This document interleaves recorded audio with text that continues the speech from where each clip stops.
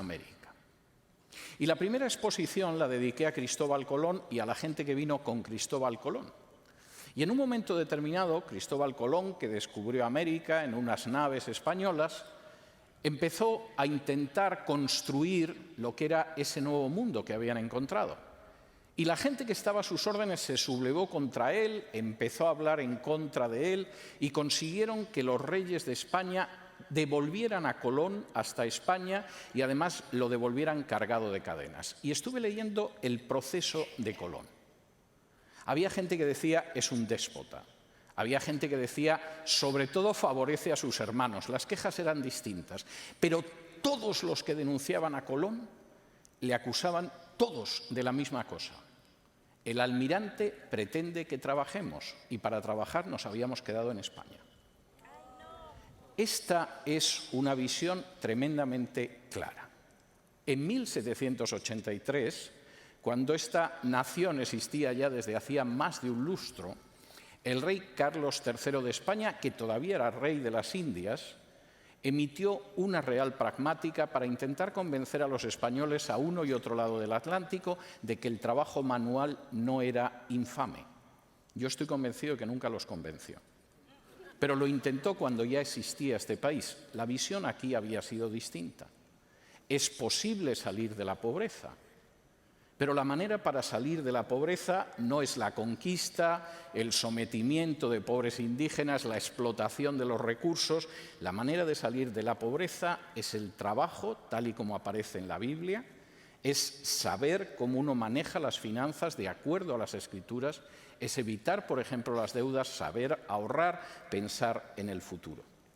La Reforma traía la libertad del espíritu, traía la libertad de conciencia, traía la libertad de la ignorancia, traía la libertad de la pobreza, traía la libertad del despotismo. Y Estados Unidos se convirtió en ese sentido en un faro incluso antes de nacer como nación. Efectivamente, era posible que de pronto una nación fuera libre también del despotismo. Ahora la idea de democracia es una idea, o de una república democrática, es una idea que parece que se discute poco. Incluso las dictaduras dicen que son democracias y que son la verdadera democracia. La República Islámica de Irán, que es una dictadura teocrática e islámica, insiste en que es democrática y que tiene elecciones. Por supuesto, los ayatolás deciden quién se puede presentar y quién no, pero en estos momentos nadie se atreve a negar que es una democracia, aunque no lo sea. En Venezuela siguen insistiendo en que son una democracia. No lo cree nadie, seguramente ellos tampoco, pero nadie puede negar la idea de democracia. Pero cuando en este país, de pronto, un grupo de personajes no muy conocidos más allá de sus fronteras, se empezó a hablar de esa república democrática, la reacción internacional fue que se habían vuelto locos. Los americanos en el norte no saben lo que dicen. Deberían saber que lo normal es una monarquía y que el rey es absoluto. La idea de aquellos americanos era, por el contrario, que había una supremacía de la ley y que iba a haber una división de poderes, y partían para ello de la Reforma. Permítanme que les cuente alguna historia en este sentido para que entiendan de lo que estoy hablando, y luego me van a dejar que me extienda todavía un poco más en la historia de los Estados Unidos. En el año 1538, en una ciudad del centro de Europa, en Suiza, que se llamaba y se sigue llamando Ginebra, comenzó un proceso de reforma, de regreso a las Escrituras por encima de todo lo que había sido la superstición religiosa de la Edad Media. Y ese proceso de reforma lo capitaneaba un reformador francés que se llamaba Juan Calvino y tenía algunos colaboradores. Y durante un tiempo las autoridades de Ginebra vieron con buenos ojos el inicio de reforma, pero hubo un momento en que pensaron que Calvino se estaba pasando de la raya. Pretendía que la gente no solo pudiera creer tal o cual dogma, sino que además la gente viviera su vida de acuerdo a las Escrituras, y aquello era demasiado, de manera que lo invitaron a abandonar la ciudad. Como Ginebra había dejado de ser una ciudad católica hacía mucho tiempo, no detuvieron a Calvino, no lo torturaron, no lo quemaron en la hoguera, pero por supuesto lo invitaron a irse. Y en ese momento un personaje, un prelado, un cardenal católico que se llamaba Sadoleto, pensó que era la oportunidad para que Ginebra regresara al seno de la Iglesia Católica. A fin de cuentas, Calvino se había ido, posiblemente la Reforma no había ido muy lejos, posiblemente aquello era reversible, se podía caminar hacia atrás, de manera que envió un tratado desarrollando por qué la gente de Ginebra tenía que regresar a los brazos amorosos de Roma. La gente de Ginebra había expulsado a Calvino, pero no eran estúpidos y pensaron que si alguien podía responder al cardenal Sadoleto, tendría que ser Calvino. De modo que le pidieron que razonara una respuesta a los argumentos del cardenal Sadoleto y, después de ver lo que decían el uno y el otro, las autoridades de Ginebra decidirían. Calvino empleó solo 6 días en escribir esa obra, que es un pequeño librito, uno de los libros importantes de la historia de la Reforma, que se titula La carta al cardenal Sadoleto, y trata muchas cuestiones teológicas en esa obrita. No les voy a contar de todo lo que trata la obra, porque supongo que quieren ustedes llegar a tiempo a la cena de Navidad y yo sé cómo me puedo poner cuando explico ciertas cosas, pero sí me voy a detener en un aspecto concreto. El argumento del cardenal Sadoleto es que hay instituciones que están por encima de la ley. Nadie puede cuestionar, nadie tiene derecho, es inaceptable que alguien cuestione el comportamiento del emperador, del rey o del papa. La gente tiene derecho a someterse al emperador, al rey o al papa, pero no cuestionar su conducta. Están por encima de la ley. El argumento de Calvino era el contrario. No, nadie puede estar por encima de la ley. Y de hecho, igual que en la Biblia muestra que cuando David pecó cometiendo adulterio con Betsabé y después asesinó a Urías, el esposo de Betsabé, para poder eludir las consecuencias de su pecado, la Biblia no dice que Dios dijo, bueno, si a fin de cuentas es el primer héroe nacional, si no sabemos cuántos filisteos ha matado, si le dio una pedrada en la frente al gigante Goliat, ¿cómo vamos a castigar a David? La Biblia dice que, por el contrario, un profeta que se llamaba Natán fue a ver a David y le dijo, tú no estás por encima de la ley de Dios y vas a recibir el castigo por quebrantar la ley de Dios. Y por muy buenos que sean tus salmos, eso no te coloca por encima de la ley. Por cierto, el Salmo 51 es el Salmo de David expresando su arrepentimiento por esos hechos. No hay nadie que se coloque por encima de la ley y eso era algo muy claro para la Europa de la Reforma, como lo fue para la primera gente que llegó a esta tierra. Estados Unidos sigue todavía llevando la bandera erguida en los desfiles militares porque desde la proclamación de su independencia aceptó como un voto que esa bandera jamás se inclinaría ante ningún soberano. La ley está por encima de cualquiera que pueda vivir en este país, incluido el propio presidente. Y la propia Constitución de Estados Unidos contiene una institución, el impeachment, para expulsar a un presidente indigno de su cargo porque ni siquiera el hombre más poderoso de este país está por encima de la ley. Es algo que lamentablemente no sucede en las naciones de las que nosotros venimos. La supremacía de la ley fue un valor que la Biblia recogió, que aparece a lo largo de las Escrituras. Y en ese sentido, ciertamente, la Reforma recuperó ese valor y la gente que vivía en lo que luego sería Estados Unidos tenía muy claro que así tenía que ser. Por cierto, las autoridades de Ginebra pidieron a Calvino que regresara y acabara con la Reforma porque sus argumentos eran mucho más sólidos que los del cardenal Sadoleto. Para que ustedes se hagan una idea de cuál era la situación en Estados Unidos, en esta tierra que se convertiría en Estados Unidos, justo cuando estalló la Guerra de Independencia, el peso de los puritanos evangélicos de inclinación reformada era sinceramente espectacular. Eran puritanos la gente que había venido en el Mayflower. Puritanos fueron, por ejemplo, John Endicott, el primer gobernador de Massachusetts, John Winthrop, que fue el segundo gobernador de Massachusetts, Thomas Hooker, que fue el fundador de Connecticut, John Davenport, que fue el fundador de New Haven, e incluso personajes que no eran puritanos, pero que tenían una visión evangélica como esa, y que fue, por ejemplo, el caso de William Penn, en Pensilvania, el fundador de la ciudad de Filadelfia. Filadelfia es amor de hermanos en el Nuevo Testamento y es el nombre de la iglesia fiel en Apocalipsis. William Penn no lo escogió por casualidad. O el fundador de Rhode Island, Roger Williams. Y, por supuesto, como esa gente tenía una cosmovisión reformada, basada en la Biblia, y creían en la libertad de la ignorancia, fundaron universidades como Harvard, Yale o Princeton, que siguen siendo las primeras universidades del mundo. Es verdad, las primeras universidades en América las fundaron los españoles porque llegaron antes. Pero ninguna de esas universidades que fundaron los españoles en México, en Perú, en otros lugares, está entre las 200 primeras del mundo. Yale, Princeton, Harvard, universidades fundadas por los puritanos, siguen estando entre las 10 primeras del mundo 300 años después. De la gente que había en Estados Unidos en esa época, de los 3 millones de americanos que había, 900.000 eran puritanos de origen escocés. 600.000 eran puritanos de origen inglés. Otro 500.000 eran reformados de origen holandés, alemán o francés. Es decir, más de 2/3 partes de la gente que vivía en lo que sería Estados Unidos y que decidió sacudirse el yugo inglés eran evangélicos puritanos. Incluso los anglicanos tenían una inclinación puritana porque creían en los 39 artículos.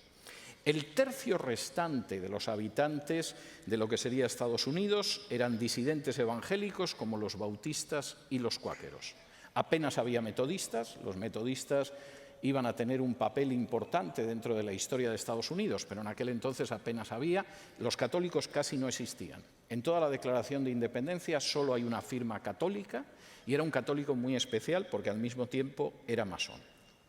En Yorktown, una de las batallas absolutamente decisivas de la Guerra de la Independencia, donde realmente terminó la esperanza de Inglaterra de mantener su dominio sobre esta parte del mundo, todos los coroneles del ejército continental americano pertenecían a iglesias reformadas, salvo uno.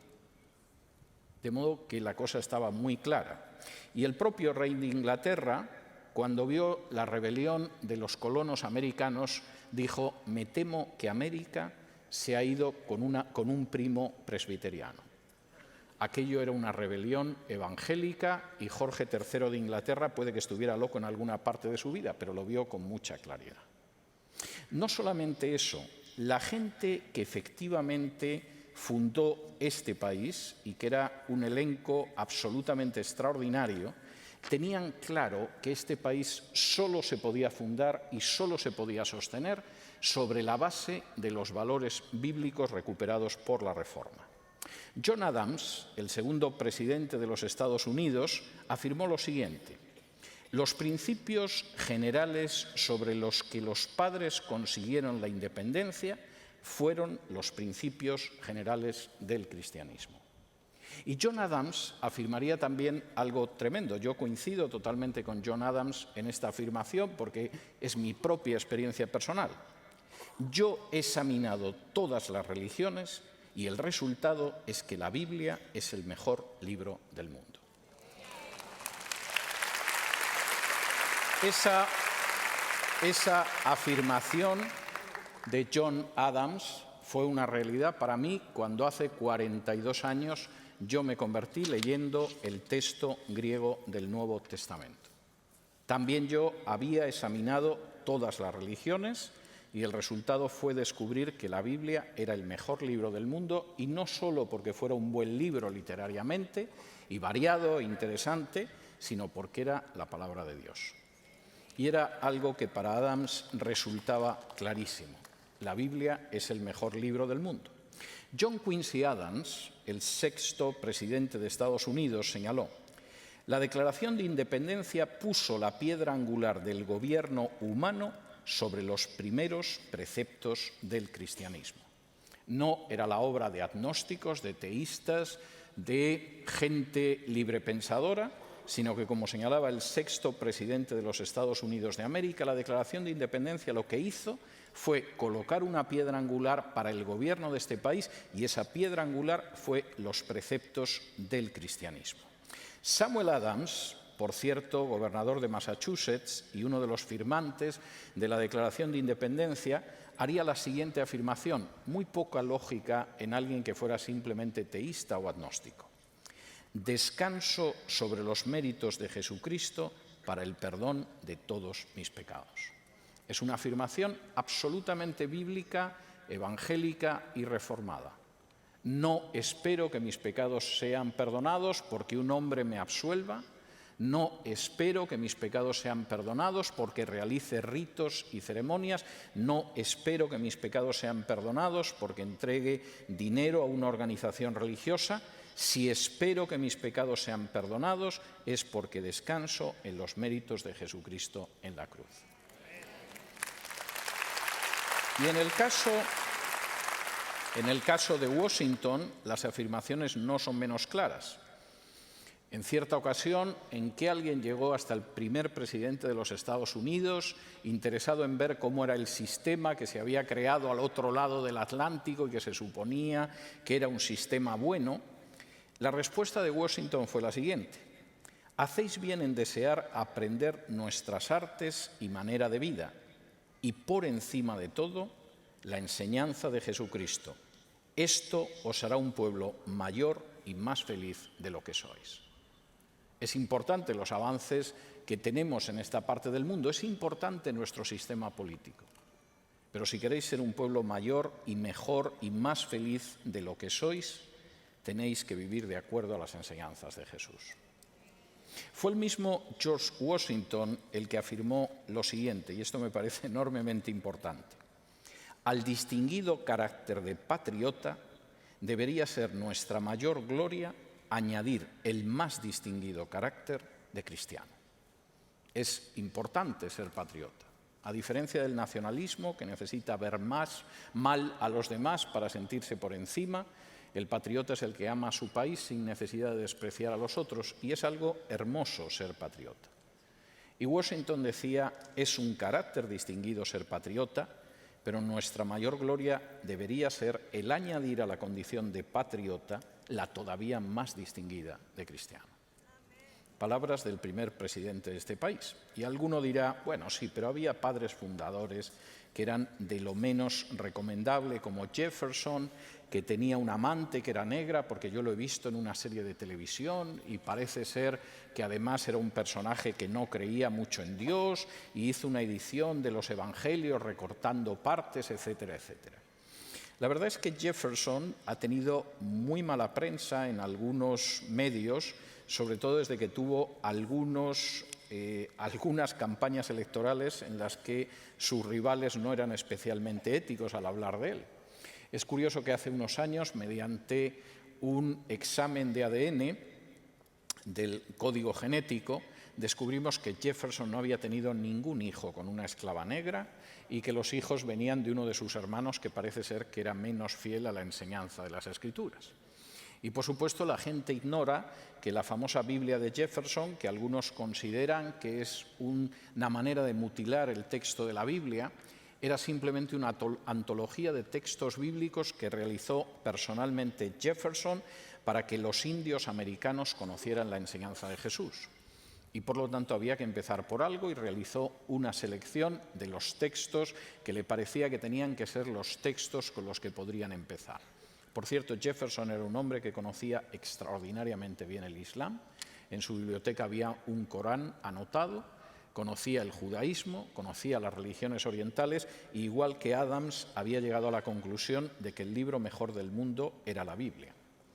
Escribiendo a uno de sus amigos, Jefferson afirmaba lo siguiente: soy un cristiano en el único sentido en que él desea que lo sea cualquiera, sinceramente apegado a sus doctrinas por encima de cualquier otra. Parece difícil que un ateo escribiera algo así, porque en otro de sus textos Jefferson afirmaba: soy un cristiano real, es decir, un discípulo de las doctrinas de Jesucristo. De manera que la base para construir este país era una base distinta y eso explica la enorme peculiaridad, la singularidad de este país. No el hecho de que sea un país extraordinariamente próspero en un continente que al sur del Río Grande no se caracteriza ni por la estabilidad ni por la prosperidad. No el hecho de que haya sido un país vencedor en 2 guerras mundiales. Ha habido otros que también fueron vencedores en guerras mundiales. La Unión Soviética, sin ir más lejos, y no es nada ejemplar. La base realmente que cambia la situación es que la gente que creó este país era gente que creía en los principios bíblicos recuperados por la Reforma, en la libertad de conciencia y religión, por lo cual no aceptaron jamás que hubiera una iglesia oficial, como sucedía en la mayoría de Europa, en la libertad de la ignorancia y fundaron las universidades que son todavía las más importantes del mundo, en la libertad de la pobreza que deriva del trabajo y de los principios financieros que aparecen en la Biblia, y en la libertad de la tiranía porque la ley está por encima de cualquier otro tipo de consideraciones. Es curioso cómo en la correspondencia de los padres fundadores, donde la Biblia se cita de manera absolutamente extraordinaria, uno parece que está leyendo correspondencia de pastores. Seguramente hay mucha correspondencia de pastores hoy en día que no contiene tantas referencias a la Biblia como cuando uno lee a Adams o a Hamilton o a Jefferson o a Washington. Hamilton, que era un profundísimo creyente, que murió, por cierto, cuando estaba pensando en crear una sociedad cristiana constitucional en los Estados Unidos. Cuando esta gente escribía y citaba con profusión la Biblia, nunca pensó con optimismo del ser humano. En sus cartas se refleja la creencia bíblica de que el ser humano tiene una inclinación hacia el mal, porque es una especie caída y son individuos caídos por el pecado. Y lejos de tener la visión supuestamente optimista de la Revolución Francesa, que acabó con el terror y la guillotina, o las revoluciones en Hispanoamérica, los padres fundadores citaban una y otra vez de manera machacona el pasaje del profeta Jeremías donde se dice que el corazón del hombre es engañoso, engaña y se engaña. E insistían en que como el hombre está tocado por el pecado, tenemos que crear un sistema de separación de poderes, de frenos y contrapesos, de checks and balance, que evite que alguien se convierta en un tirano, porque un hombre con poder absoluto seguramente se convertirá en un tirano. Y crearon un sistema que se ha mantenido sin dictaduras, sin golpes militares, sin revoluciones populares durante más de 200 años. No hay nada parecido al sur del continente, hay muy pocos paralelos en el resto de la historia de la humanidad, sí en la Europa que abrazó la Reforma, pero nada más. Porque al final la visión del ser humano era absolutamente correcta y eso explica la enorme diferencia. Este es un análisis histórico. Posiblemente les ha parecido entretenido, pero yo no me dedico a entretener a la gente. Si fuera así cantaría, intentaría imitar a Sinatra o algo de este tipo, pero no me he sentido nunca llamado al show business, aunque dicen que es muy divertido. Este es un análisis histórico que tiene un sentido porque habla de realidades actuales y habla de realidades de futuro. Para los padres fundadores, e incluso para la gente que precedieron a los padres fundadores, el hecho de crear una sociedad nueva, más justa, más educada, más próspera, no dependía del hecho de que de pronto Dios se levantaba una mañana y de manera caprichosa escogía una sociedad para que fuera por delante de otras. Dependía del hecho de que esa sociedad seguía los caminos que el propio Dios había enseñado. Y reconocía de entrada que los derechos absolutamente relevantes, como la vida, la libertad y la búsqueda de la felicidad, no son algo que deriva del ser humano, sino que son derechos que Dios ha dado al ser humano y con los que no se puede traficar ni negociar. Y cuando uno piensa en que uno de esos derechos, como es el derecho a la vida, se ve amenazado en este país, cuando uno piensa que, por ejemplo, solo de los años 60 hasta el día de hoy, 18 millones de niños negros han sido abortados, uno tiene que pensar que es una situación crítica. Todos hemos oído hablar de los más o menos 6 millones de judíos exterminados en el Holocausto. Es justo y es necesario que lo recordemos, es justo y necesario que lo tengamos presente y es justo y necesario que nos esforcemos en que eso no se produzca. Pero ¿cuántas veces han oído ustedes hablar de los 18 millones de niños negros exterminados en los abortorios de este país? Y estoy hablando solo de los negros.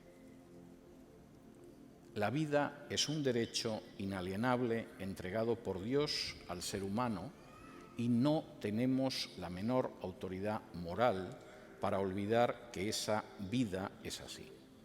Y no podemos tampoco pensar que se puede negociar con la libertad, el segundo derecho al que se refería Jefferson.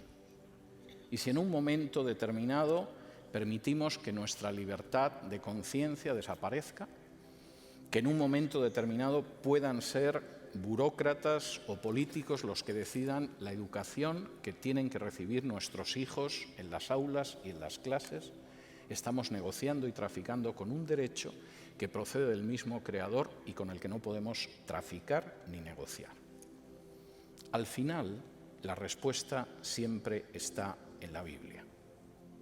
Cuando Jefferson falleció, llevaba sobre él una tremenda carga espiritual. Y no era el único padre fundador que tenía un inmenso pesar. Y era que no había conseguido abolir la esclavitud en los Estados Unidos. Lo había intentado. Franklin, otro de los padres fundadores, incluso creó una asociación abolicionista para conseguir acabar con la esclavitud, pero no lo consiguieron. Y cuando Jefferson estaba a punto de morir, dijo unas palabras tremendas en relación con la esclavitud.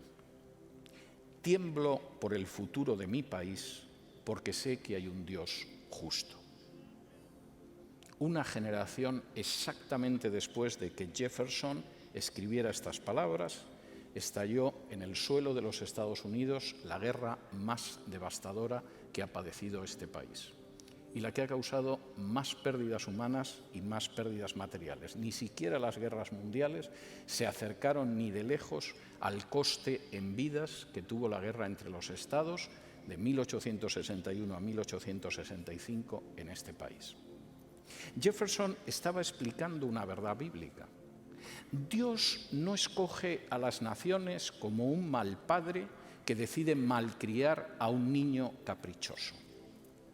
Dios establece una relación con las naciones en que efectivamente esas naciones son bendecidas cuando siguen los principios que aparecen en la Biblia y que la Reforma recuperó.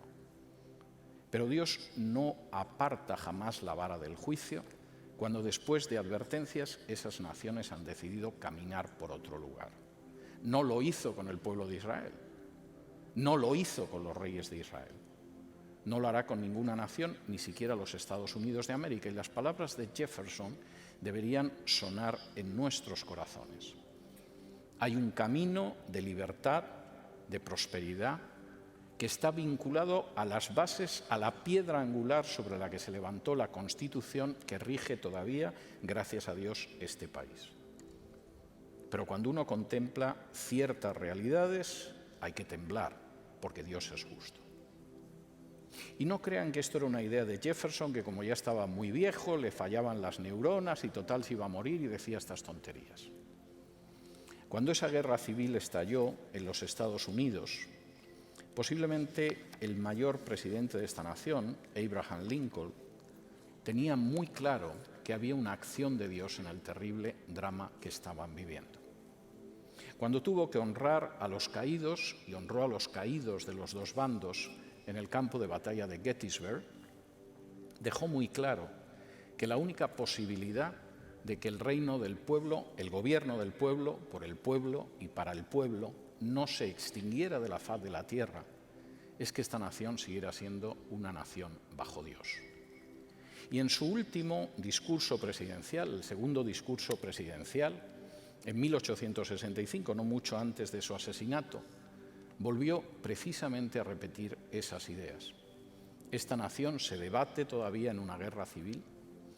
Con seguridad es una guerra civil que Dios ha permitido porque nos hemos apartado a uno y otro lado de Él. Y la única manera en que podemos reconstruir esa situación es volviéndonos hacia Dios. y, como él dijo, con malicia hacia nadie y con caridad hacia todos. Hay una enorme lección que aprender acerca de los valores bíblicos de la Reforma. Hay una enorme lección que aprender que muestra por qué es tan distinto, tan inmensamente, tan abismalmente distinto el desarrollo histórico de los Estados Unidos e incluso del Canadá con el resto del continente. Pero esta no es una mera cuestión de discusión histórica. No estamos hablando solamente de algo que sucedió, que es interesante y que, bueno, nos entretiene como ver una serie televisiva sobre el Pacífico. Es nuestro presente y nuestro futuro lo que depende de ello. Y realmente esta seguirá siendo una nación grande y libre y próspera, hacia la que mirará la gente, como dijeron los padres fundadores cuando este era un pequeñito país, por el hecho de que es un faro de libertad y la ciudad en la colina que irradia su luz a todo el mundo, y solo podrá hacerlo si se mantiene sobre la base de la Biblia, porque si no, igual que Jefferson, deberíamos temblar, porque Dios es un Dios justo. Que el Señor los bendiga. Muchas gracias.